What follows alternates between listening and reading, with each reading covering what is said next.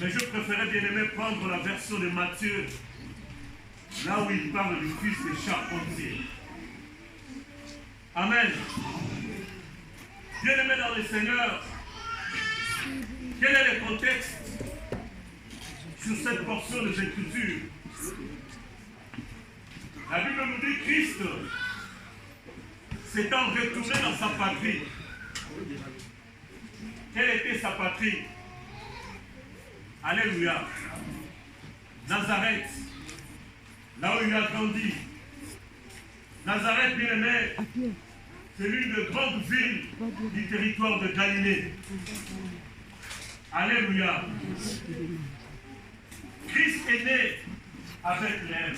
J'aime souvent vous le répéter, bien aimé, parce que nous sommes là aussi pour apprendre. Christ est né avec l'aime. Le village de David, la petite cité de David. Mais Christ a grandi à Nazareth.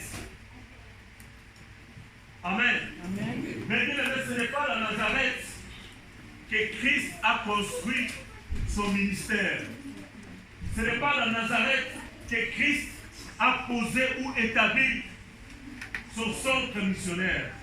Mais c'est dans une petite ville qu'on appelle Capernaum. Alléluia. C'est là où Jésus a construit, a établi son centre missionnaire. Amen. Donc, il est parti de Bethléem, il a grandi à Nazareth, il a élevé à Capernaum. Alléluia. Mais ici, on nous parle d'un retour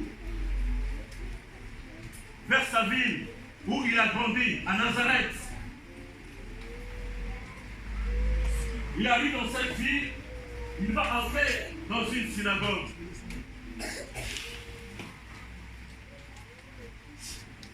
Et dans cette synagogue, bien aimé, il a pris parole, il a commencé à enseigner.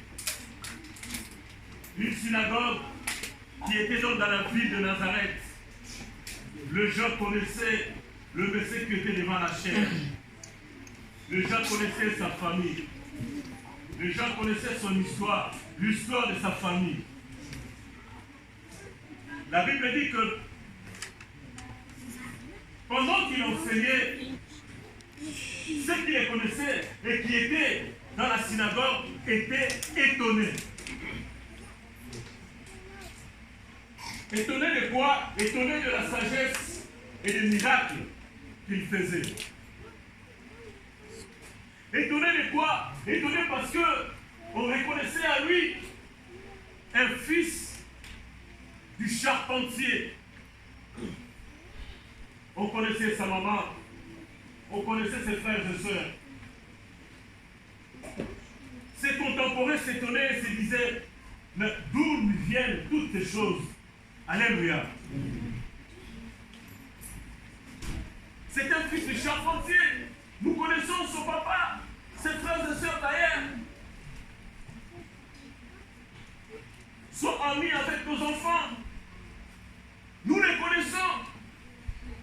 Mais d'où vient cette sagesse?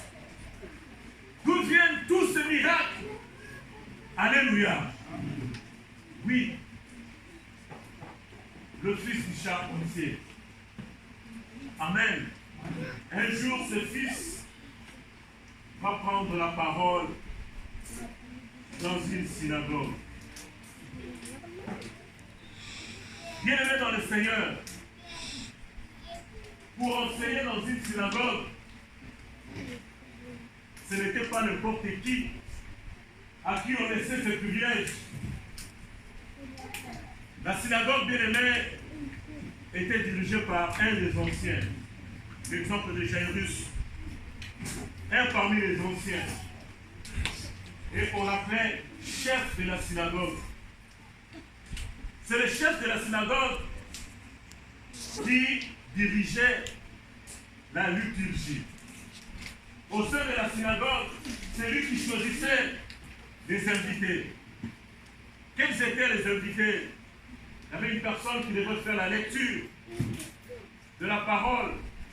C'est un peu à l'image de ce qui se passe au sein de l'église catholique, parce que je l'ai ôté aussi moi parfois, je faisais office du lecteur à l'église catholique.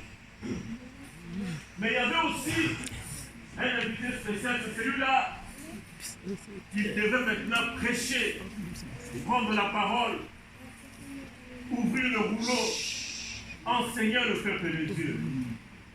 Et c'était une classe de gens. Des gens qui étaient formés. Alléluia.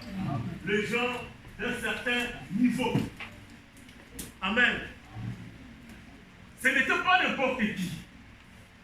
Mais ce jour-là, on voit entrer dans la synagogue quelqu'un qui n'a été ni dans une école de pharisiens, ni dans une école de scribes. Mais il va ouvrir le rouleau et commencer à enseigner. Waouh! Même le fils de charpentier peut faire ça. Mais c'est énorme. On ne connaissait pas ça avant. Amen. Amen. On commence à laisser la place comme au fils de charpentier. Mais ça, c'est extraordinaire. Alléluia. C'est inhabituel. Quel fils de charpentier prend la parole devant les docteurs de la loi? Vous imaginez la scène de Jésus à l'âge de 12 ans qui rentra d'une fête à Jérusalem, une fête de Pâques. Pendant que ses parents croyaient que Christ était au milieu des gens qui détournaient dans leur contrée, ils vont s'en apercevoir plus tard que le petit Jésus de 12 ans n'était pas dans la caravane, n'était pas dans la suite qui rentrait de la fête. Comme beaucoup de parents responsables, inquiets, ils vont pouvoir faire marche arrière, aller chercher ces gamins de 12 ans, ces préadolescents de 12 ans. Où est-ce qu'il est? Alléluia. Comme tout parent responsable, la première des choses, ah, c'est fini, mon fils est égaré. Quelqu'un nous l'a quitté. Où est-ce qu'il est parti? Ils vont rentrer jusqu'à Jérusalem. Et qu'est-ce qu'ils vont trouver? Un gamin de 12 ans, au milieu des docteurs, en train de les écouter, mais aussi de les interroger. Les gens qui étaient autour de ce petit gamin de 12 ans étaient émerveillés d'entendre la sagesse qui sortait de la bouche de ces garçons de 12 ans. Et les parents qui arrivent, une scène bien aimée aujourd'hui que nous qualifierons de surréaliste. Le parent qui prend la parole et dit, la maman, ne te donne même-tu pas de la peine de savoir que nous, tes parents, nous te cherchions. Ça ne te fait aucune peine. La réponse est qu'est-ce qu'on va donner à ses parents? Si c'était Michel qui donnait cette réponse à maman Régine, le premier réflexe c'est quoi? Une baffe. Amen. Le jeune homme de 12 ans va dire, ne savez-vous pas que je dois m'occuper des affaires de mon père? Et pourtant le père était là. Alléluia. Amen. Mais les affaires de son papa, c'est quoi? C'est la charpente. Alléluia. Mais ce n'est pas du charpentier dont Christ parlait ici. Amen. Amen. Alléluia. C'était de Dieu le Père. Et la Bible dit, la maman gardait tout ça dans son cœur. Ça faisait très mal. Mais comme la maman connaissait la destinée de ces garçons, maman n'avait rien à faire. Alléluia. Comme toutes les mamans, elles gardent tout dans leur cœur. Amen. C'est ces garçons-là bien aimés. Rendu maintenant, il va entrer dans la synagogue. Sans instruction, d'après ses contemporains. On n'a jamais vu dans une école de doctorat. Alléluia. Il n'a jamais été dans une école d'études bibliques. Comme vous le savez bien aimé dans la synagogue. Bon, je sais que peut-être certains de vous ne le savent pas, mais dans une synagogue, ils organisaient aussi, il y a aussi une organisation de ce que nous nous appelons communément ici l'école le dimanche. Donc il y avait un secteur qui était réservé aux enfants. On apprenait aussi aux enfants la parole de Dieu. Amen. Mais il y avait aussi une partie qui était réservée aux femmes. Amen.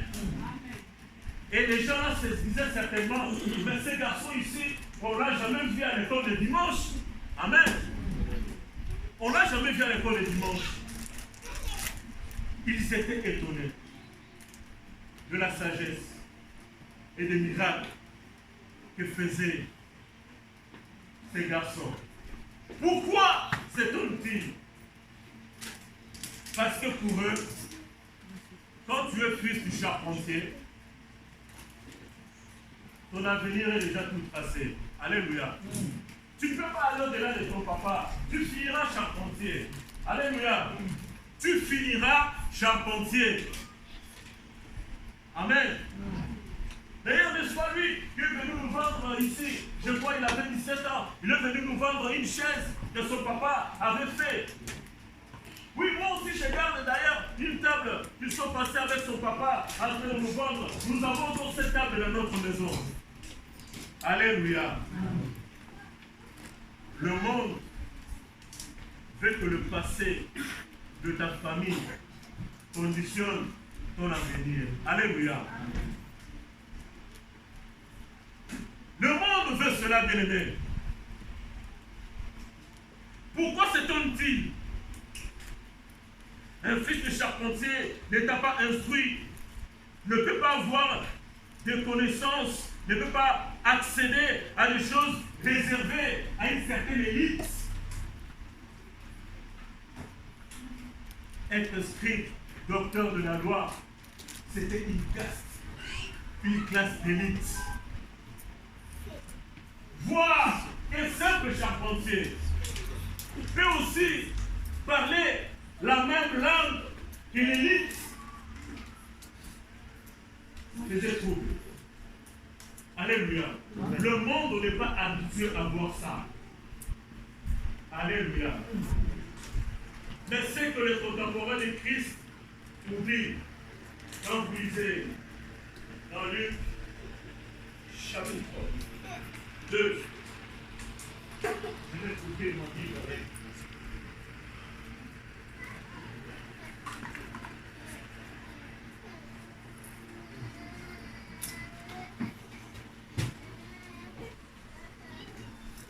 Je vais d'abord lire Luc chapitre 2, verset 52.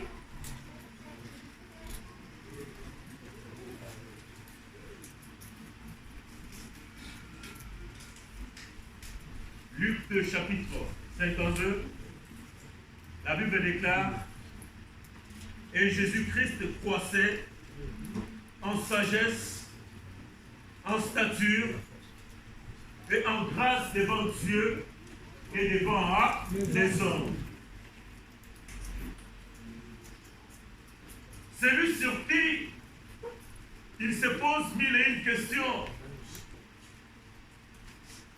Ce fils de charpentier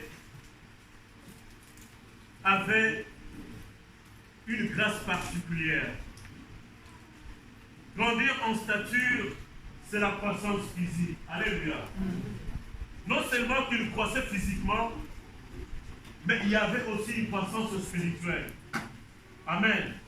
Parce que la Bible dit qu'il croissait aussi en sagesse, mais il avait aussi une grâce de Dieu et une grâce devant les hommes.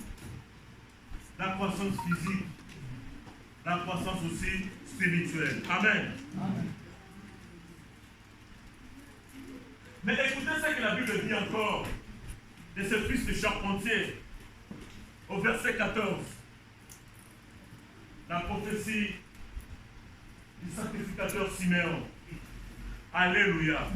Au verset 34, Siméon le bénit et dit à Marie sa mère: voici cet enfant est destiné à amener la chute et le relèvement de plusieurs en Israël et à devenir un signe qui provoquera la contradiction. Alléluia. Alléluia. La contradiction est née dans la synagogue. Alléluia. Amen. la contradiction est née dans la synagogue. Pourquoi? Parce qu'un charpentier commence à s'arroger le droit d'un docteur de loi. Parce qu'un charpentier commence à se prendre comme un scribe. Alléluia. Parce que le chef de la synagogue commence à donner la parole à des charpentiers. Ce n'est pas normal. Alléluia. Pasteur Anatole commence à donner la parole à n'importe qui dans cette église. Amen. Nous avons le fils de charpentier au milieu de nous, qui ont du mal à être reconnus. Alléluia. On voudrait les cantonner à ces statuts-là. Amen. Amen. Amen. Alléluia. Amen. Non! La contradiction est née. Une vive contradiction naît. Ce n'est pas possible. Comment un charpentier peut s'asseoir devant la chair et prendre la parole devant les docteurs de la loi? Une personne non instruite. Alléluia. C'est comme ça que résonne le monde. Amen. Aujourd'hui, bien aimés, c'est aussi l'image que nous donnons à l'évangile. Qui est celui-là qui prêche devant nous? Est-ce qu'il a une page Facebook? On va aller regarder. Ah, pasteur Jean-Pierre va pas ça. On ne le voit même pas au niveau Facebook. Alléluia. À chaque fois qu'il vient nous prêcher, il n'a même pas de veste au niveau d'un pasteur. Alléluia. Alléluia. Amen. Bien aimé, toi qui regardes la veste du pasteur, je voudrais te dire, la veste, on l'appelle, nous les serviteurs de Dieu, une salopette de travail. Alléluia. Vous savez ce que c'est une salopette? Donc une fois que je finis le boulot, je fais quoi? Alléluia. Tu ne vas pas juger le ministère d'un serviteur, d'une servante de Dieu sur son accoutrement. Amen. Amen. Alléluia. Amen. Ce sont des salopettes qui travaillent. On ne s'enorgueillit pas quand on met une veste. Alléluia. C'est un instrument de travail. De quelle assemblée est-il ce pasteur-là? Combien de membres a-t-il? Amen. Oh, il a une assemblée de 25 personnes. Alléluia. J'aime souvent, bien aimé, répéter cette image. Parce que le contemporain d'aujourd'hui que nous sommes, nous voulons donner la valeur ou un niveau à un homme de Dieu par le nombre de membres qu'il a au niveau de son assemblée. Un jour, un homme de Dieu préparait sa prédication le dimanche matin. Il va entrer en prière. Il va commencer à prier et dire, Seigneur, je te bénis de ce que tu m'as donné d'une assemblée de 10 000 personnes. Je te les recommande tous, Seigneur. Je voudrais que la parole qui sera prêchée demain puisse toucher le cœur de toutes ces personnes. Le Seigneur lui dit, arrête mon fils. Amen. Le Seigneur lui dit, tu n'as pas une assemblée de 10 000 personnes. Amen. Amen. Dans ton assemblée, moi je ne vois que 250 personnes. Et l'homme de Dieu lui dit, non mais Seigneur, j'ai un gros hangar. Chaque dimanche, mon assemblée est pleine, l'hangar est plein d'ailleurs. Il y a même des gens jusqu'à l'extérieur.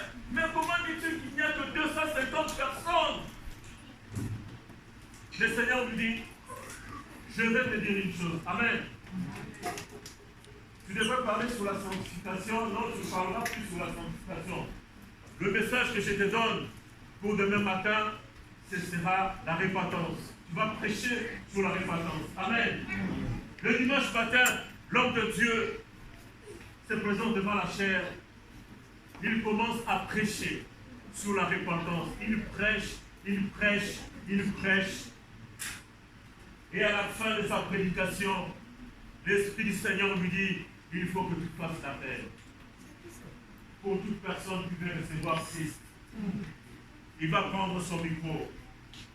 Il va dire que toute personne qui n'a pas encore reçu Christ dans sa vie passe devant. Je vais prier pour lui, pour qu'il accepte Christ dans sa vie comme Seigneur et Sauveur.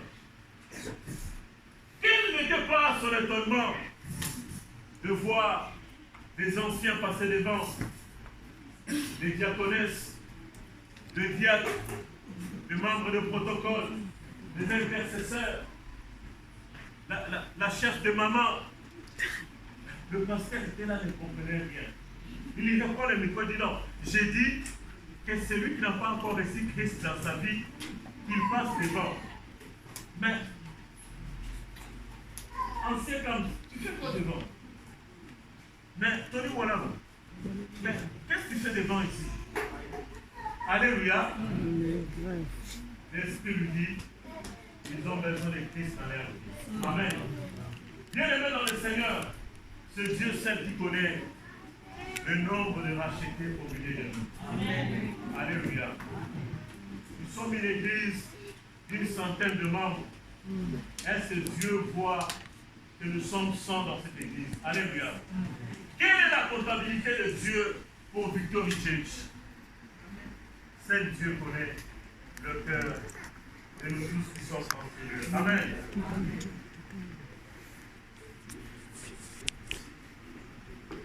Bien-aimé, le contemporain d'aujourd'hui voudrait que celui qui se met devant la chair sache parler français. Ah, ce pasteur-là, dans Saint-Nicolas, tout le temps, il est un interprète. Alléluia. Donc pour que ton message soit puissant, il faut que tu parles bien français. Alléluia. Non, bien-aimé, ça c'est les clichés que nous faisons. Alléluia. Que nous voulons faire porter aux hommes de Dieu. Alléluia. Le parler français ou le bien parler l'anglais ne fera pas de toi une énigme de la parole de Dieu. Amen. Mais c'est le Saint-Esprit qui est en toi. Alléluia.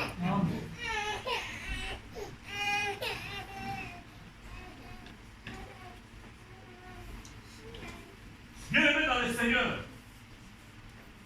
le monde d'aujourd'hui voudrait te camponner, bien-aimé, dans ces statues de Christ de charpentier.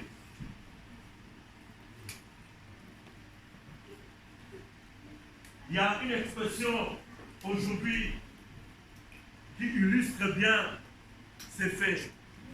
Cette expression, en français, on appelle ça un plafond de verre. Alléluia. Je vais vous expliquer ce que c'est un plafond de verre. Amen. Nous avons un plafond, n'est-ce pas? Ce plafond n'est pas en verre. Amen. Amen.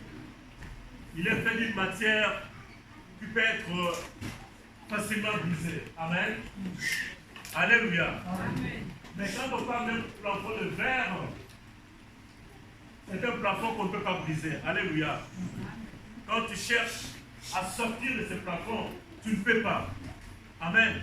Parce que la matière avec laquelle ce plafond est fait ne peut être brisée aussi facilement comme ça. Amen. Moi, je peux même dire que la vie aujourd'hui a construit autour de nous des plafonds de marbre. Amen. On voudrait que le mec réduire à cette situation héritée de ta famille. Amen. Ce n'est pas facile, de briser un plafond de verre ou un plafond de marbre. Amen. Ça, c'est la vision que les contemporains de Christ avaient sur la famille de Christ, avaient aussi sur ces jeunes hommes qui avaient pris parole, bien-aimés, dans la synagogue. Pour toi, bien-aimé, le monde a déjà prononcé sa sentence.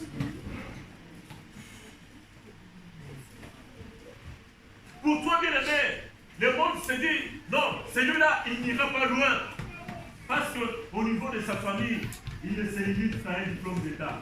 Une fois qu'il a son bac, c'est fini, il va chercher du travail. Ils ne vont pas loin.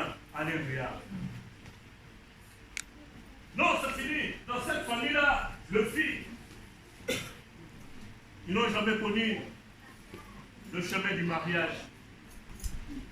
D'ailleurs, toutes les grandes sœurs qui sont allées en mariage ont été engrossées. Le chemin de mariage n'est pas fait pour le fils de cette famille-là. Vous avez devant vous, au-dessus de vous, bien-aimés, un plafond de fer. Vous ne pouvez pas briser. Parce que c'est comme ça que tous les quartiers jugent la famille. Bien-aimé, il y a une certaine discrimination parce que tu es de race noire et que tu es charpentier, électricien d'origine africaine.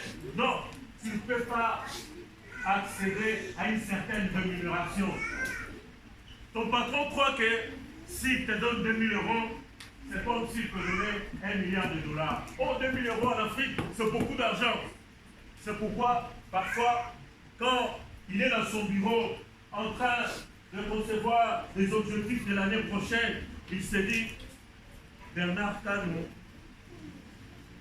si je lui donne 2500, il risque d'aller encore épouser une deuxième femme. Non, non. Je ne dis pas que tu vas le faire, mon bien-aimé. Amen. Alléluia. Donc, lui, Bernard Canon, 2500, c'est trop. Bon, je vais lui ajouter 50 €. Alléluia.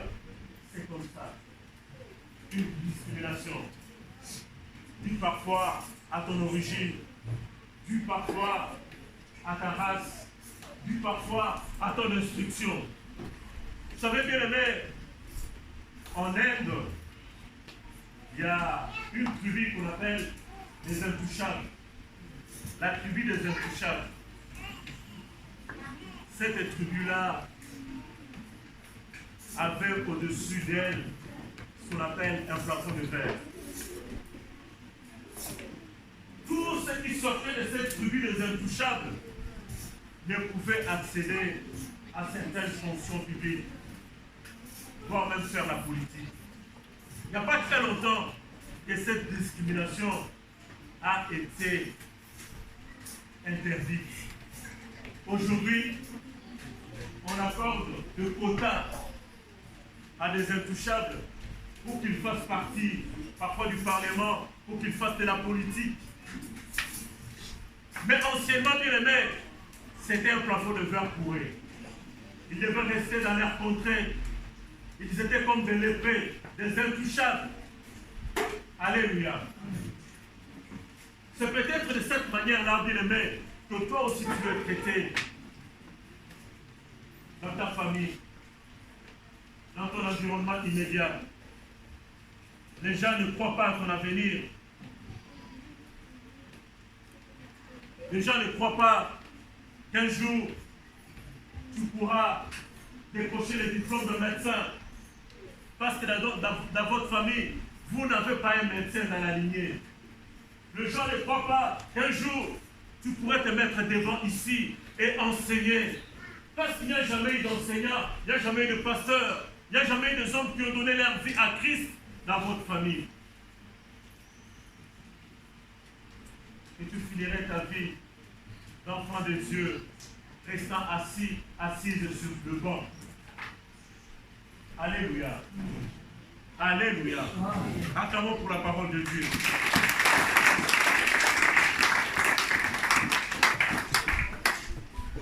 Le fils du charpentier aussi était confronté à cette réalité du plafond de verre. Amen. Qui les connaissait, fils du charpentier? C'était sa patrie. Le fils du charpentier ne peut accéder à la connaissance. Mais que dit la Bible à propos du fils du charpentier? Quand vous lisez Ésaïe 49, verset 7, ainsi parle l'Éternel, le Rédempteur, le Saint d'Israël, à celui qu'on méprise, qui est en horreur au peuple, à l'esclave de puissants, de rois les verront. Ils s'élèveront, de princes, ils se prosterneront à cause de l'Éternel qui est fidèle, du Saint d'Israël qu'il a choisi. Le Saint d'Israël qu'il a choisi. Au milieu de nous, il y a des gens qui ont été choisis par le Saint d'Israël, mais qui continuent encore bien aimés à asseoir sur le banc. Amen. Nous avons au milieu de nous des gens qu'on appelle des Élie et Tishbitz. Alléluia. Des gens comme ça qui sont sortis du néant. Pour d'ailleurs, on dit c'est lui, Élie et Tishbitz. Ils sortent d'où? Qui est encore celui-là? Qui est son corps spirituel? Alléluia. Il est sorti d'où? Ça, c'est ce que le monde veut. Le monde veut te tracer dans une lignée. Quand tu veux sortir de l'ordinaire, ça devient compliqué. Alléluia. Le monde veut que celui qui doit officier, faire des choses de Dieu, doit faire partie d'une certaine excellence, d'une certaine élite. Alléluia. Amen. Papa, tu connais une université où on forme le président de la République? Moi aussi, je ne connais pas. Mais quand vous apprendrez, le frère Michel est devenu président de la République, vous au moins vous me connaissez. Mais les gens qui ne me connaissent pas, mais d'où sont-ils? Qui était son papa? Alléluia. Parce qu'il faut être plus que pour accéder à tel poste. Amen. Donc aujourd'hui, on ne voudrait pas reconnaître la présidence du Félix. On dit qu'il n'a pas étudié tout ça. Mais bien aimé, donnez-moi l'adresse d'une université où on forme le président. Je vais envoyer Samuel rapidement. Il ne va pas étudier à Clermont. Je vais l'envoyer là-bas. Amen. Si quelqu'un connaît l'adresse, je suis preneur. Amen. Dieu a choisi au milieu de nous. Mais il ne veut pas encore le dire. Je parlais de l'île de Tishbitz. Quand Dieu le préparait dans le cache-toi, personne ne le savait. Amen. Quand tu veux, les gens Paul Kouba viennent un jour nous dire ici, ces derniers temps, je suis en retraite de 45 jours. Le Seigneur me parle, le Seigneur me montre les choses à venir, pour mon avenir, pour mon ministère. Non, ça ne se passe pas comme ça. Alléluia. L'Éternel prépare son serviteur, sa servante dans le cache-toi. Alléluia. Les gens voudraient que tu sois comme Jean-Baptiste, quelqu'un qui a été connu dans le désert, ne mangeant que des sauterelles, ne s'habillant qu'en peau d'animaux. Ah, celui-là, c'est un homme exceptionnel. Le gens voudrait que nous soyons tous de Jean-Baptiste. Quand j'arrive, ah, on sait qu'il est. On sait qui il est. Alléluia. C'est Jean-Baptiste. Amen. Mais c'est cet homme-là, quand tu le verras Christ devant lui, il va dire aux gens qui sont autour de lui, ne me suivez pas, suivez plutôt celui-là. Voici l'agneau de Dieu. C'est celui-là qui ôte le péché du monde. Amen. Mais c'est le Fils qui s'appelle. On aura du mal à les suivre. Parce qu'il n'est pas dans le code du monde. Amen. Il mangeait, il vivait comme tout le monde. C'est pas possible. Non, Jean-Baptiste, nous voulons te suivre. Jean-Baptiste dit non, ne me suivez pas. Suivez plutôt celui-là qui mangeait et qui buvait. Celui-là le vrai. Amen. Ça, c'est le monde. Élie de Tishbitz était préparé par son Dieu dans la cachette. Lorsque fut venu bien-aimé, le jour où il devait se présenter devant le roi Akab, l'Éternel lui dit, va te montrer devant Akab. Au milieu de nous, il y a encore des élus de Tishbitz, que le Seigneur a choisi, qui continuent encore à être sur le banc. Amen. Mais viendra le moment où l'Éternel te dira, c'est maintenant le temps de t'élever. C'est maintenant le temps de te montrer. Alléluia. Tu vas annoncer. Tu seras porté bien-aimé d'un message de l'Éternel. Alléluia. Et ce jour-là, tu briseras le plafond de verre. Alléluia. Les gens qui t'ont connu en tant que protocolaire, les gens qui t'ont connu en tant que simple intercesseur, ce jour-là, ils te disaient, mais ah, c'est elle. Mais oui. Alléluia. Amen. Il était le Tishbite assis sur le banc. Alléluia. Amen. Il était le Tishbite assis sur le banc. C'est celui-là qui te disait bonjour chaque matin quand tu arrivais au culte. C'est celui-là qui t'accueillait à chaque fois que tu entrais dans la maison de Dieu. Amen. C'est celui-là qui se mettra devant la chair et ouvrira le boulot. Et ce sera à ton grand étonnement. Quelle formation il a suivi? Tonias, il a été dans une école de pasteur. Amen. Alléluia. Amen. Le plafond de verre. Il est possible, bien-aimé, de briser ce plafond de verre. Il est possible, bien-aimé, de briser ce plafond de marbre que le monde a construit pour que tu n'avances pas. Amen. Pour que tu t'arrêtes là.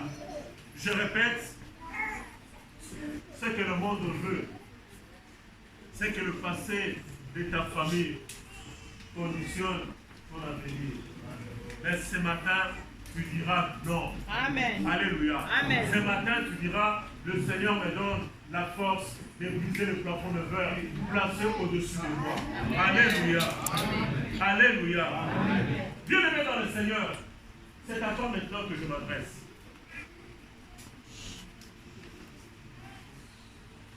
Vous connaissez l'Élysée. S'il n'a pas cru au ministère d'Élie, les serviteurs de l'homme de Dieu ne pouvaient hériter de la double portion d'onction. Il a cru d'abord au ministère d'Élie et il en a été après le bénéficiaire.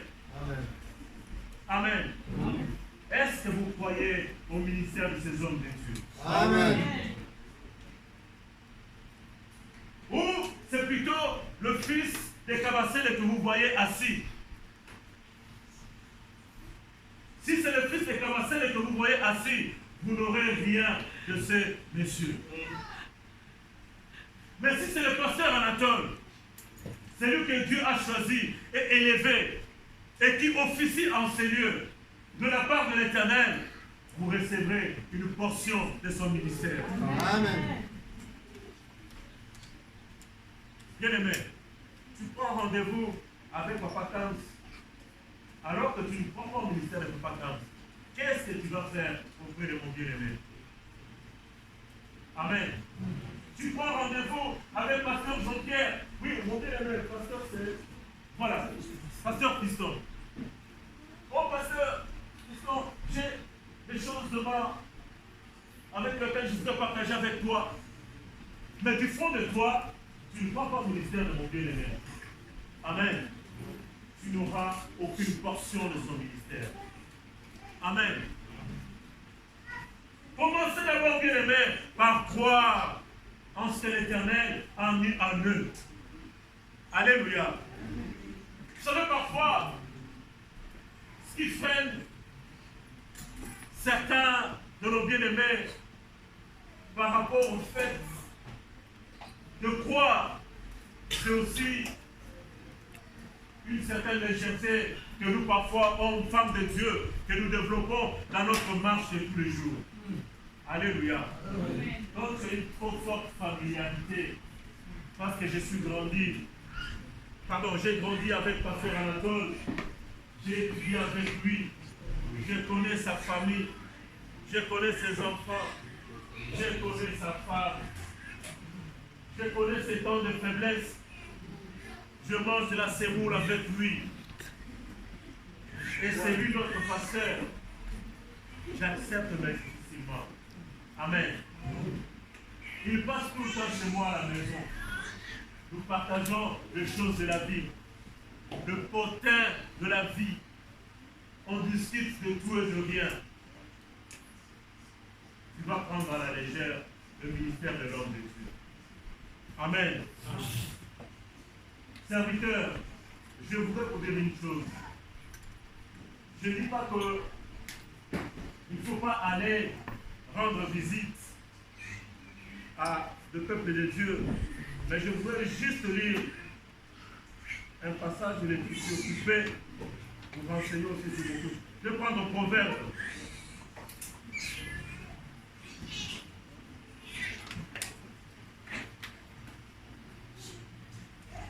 Je prends le proverbe chapitre 25, verset 17. Amen. Proverbe 25, verset 17. Mets rarement le pied dans la maison de ton prochain, de peur qu'il ne soit rassasié de toi et qu'il ne te haïsse. Quand je cite ce verset, je ne dis pas que non, frère Bassi, il ne faut plus venir sur faire du sel. Amen. Oh, frère Tony, moi là-bas, il ne faut plus aller visiter pasteur Jean-Pierre. Amen. Mais la réalité est que quand tu vas tous les jours, il va être fatigué de toi. C'est un humain. Amen. C'est la parole de Dieu. Amen. Il va être rassasié de toi. À un moment donné, tu vas même manquer à lui dire, tu vas commencer à chercher les mansolos. Qu'est-ce que je vais encore raconter? Amen. Que je n'ai pas raconté hier. Mais rarement, mon bien-aimé, c'est très important. Tu garderas un peu de la dignité pour toi-même. Je ne parle pas seulement du pasteur, c'est valable pour toi, mais aussi pour moi. Amen. Mais je ne dis pas, il ne faut plus venir. Amen. Il ne faut pas mal interpréter. Alléluia. Amen. Restons dans le mot rarement. Restons dans le mot rarement. Est-ce que nous avons compris? Est-ce que nous avons compris? Acclamons pour notre Seigneur.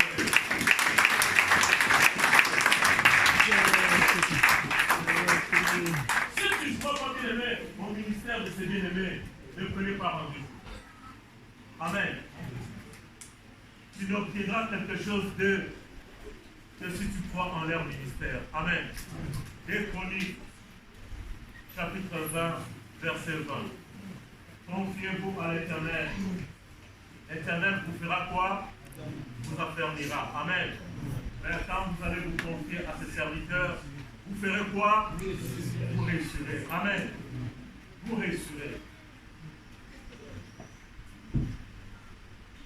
Oui, toi dont le papa a été maçon, tu réussiras. Tu briseras le plafond de verre. Toi qui es sorti d'une famille de D6, des gens qui n'ont eu que le bac comme le plus grand diplôme de la famille. Oui, bien-aimé, tu briseras le plafond de verre. Toi qui, parce que tu es africain, parce que tu es ceci, parce que tu es cela, il y a un plafond de verre en termes de rémunération pour toi. Ce matin, je dis que ce plafond de verre de rémunération sera brisé et tu toucheras ce que l'Éternel mettra dans le cœur de ton patron. Et l'Éternel le dit pour toi ce matin. Amen. Et cela se fera au nom de Jésus. Amen.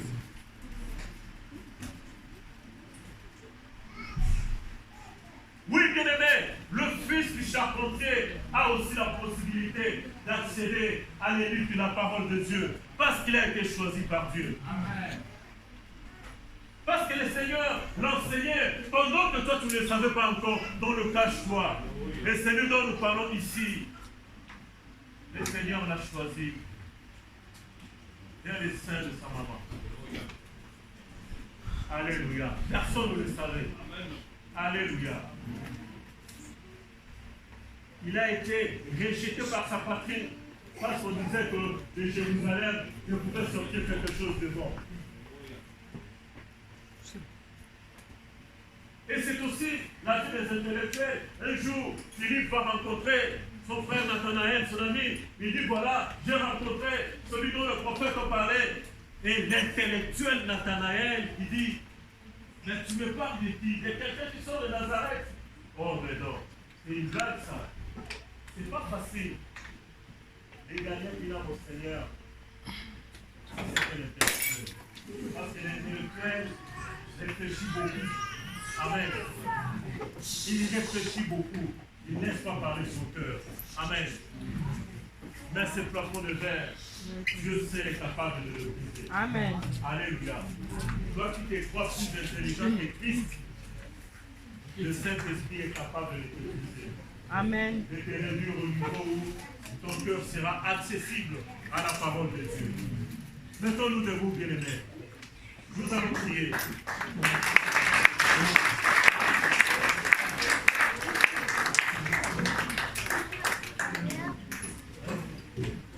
Je parlais ce matin, bien-aimé, du fils de charpentier. Ce contemporain devrait être limité.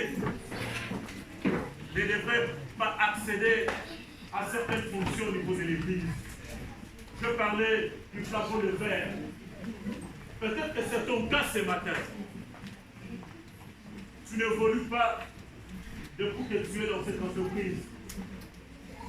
Longtemps, tu as fait des entretiens annuels avec le patron pour demander l'augmentation de salaire, pour demander qu'on te change de poste, que tu sois élevé d'un certain niveau. Mais tu as toujours essuyé un refus. Parce que le patron estime que tu n'as pas les niveaux. Parce que le patron estime que tu n'as pas droit à cette rémunération. Tout autour de toi est bloqué. Je voudrais prier avec toi ce matin. Si tel est ton cas, que tu penses que tu as du mal à briser le plafond, que tu as du mal à sortir, tu restes toujours dans ces cartons, dans cette prison, tu n'avances pas. Passe tes hommes bien-aimés. Je veux prier pour toi. J'ai dit ce matin qu'ensemble, nous briserons le plafond de verre que le monde a érigé au-dessus de toi. Passe tes vents. Tu me diras quel est ton plafond de verre et nous prierons ensemble.